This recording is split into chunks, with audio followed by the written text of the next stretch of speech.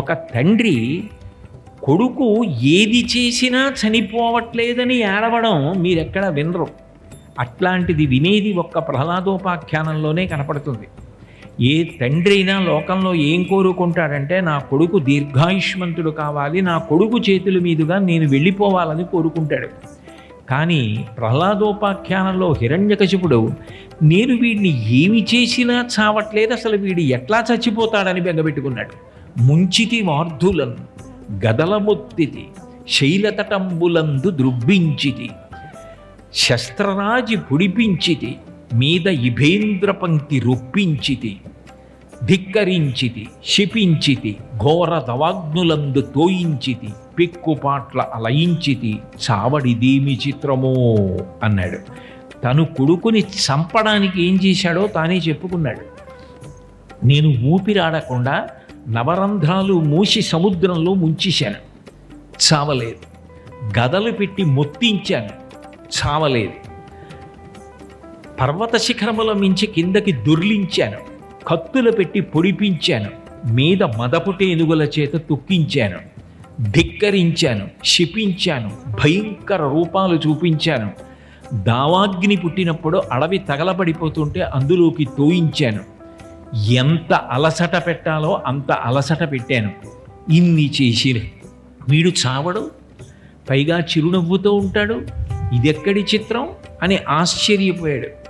ఇంత భక్తి, ఇంత ధైర్యం, భగవంతుడు నన్ను కాపాడి తీరుతాడు అన్న తిరుగులేనటువంటి ఆ స్థితి కలగడానికి ఆయన పుట్టినది ఏదో ఉత్తమమైనటువంటి ఆ ఆశ్రమంలో ప్రాంగణంలోనో ఎప్పుడూ మంచి మాటలు వినేటటువంటి అవకాశం ఉన్న చోట ఆయన పుట్టలేదు.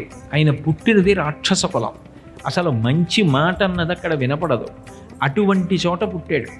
అయినా ఆయనకి ఇంత భక్తి ఎక్కడి నుంచి వచ్చింది అంటే ఆయనే చెప్పుకున్నాడు, నాకింత భక్తి ఏర్పడడానికి కారణం నా గురువు.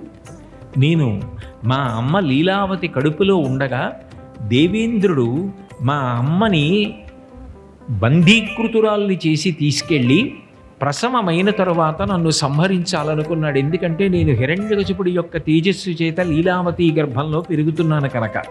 నారదుడు అడ్డుపడి మహామహిమాన్వితుడు తిరుగులేని విష్ణుభక్తుడు ఈమె గర్భంలో ఉన్నాడు, ఇతనిని నీవు చెనకలేవు, కాబట్టి ఈమెని విడిచిపెట్టు, నేను ఆశ్రమానికి తీసుకెళ్ళి ఈ పిల్లవాడికి సద్బోధ చేస్తానన్నాడు. ఈవిడిని తీసుకుని నారదుడు ఆశ్రమానికి వెళ్ళాడు. వెళ్ళిన తరువాత హిరణ్యకశిపుడు 100 సంవత్సరములు తపస్సు చేశాడు అని భాగవతంలోనే ఉంది.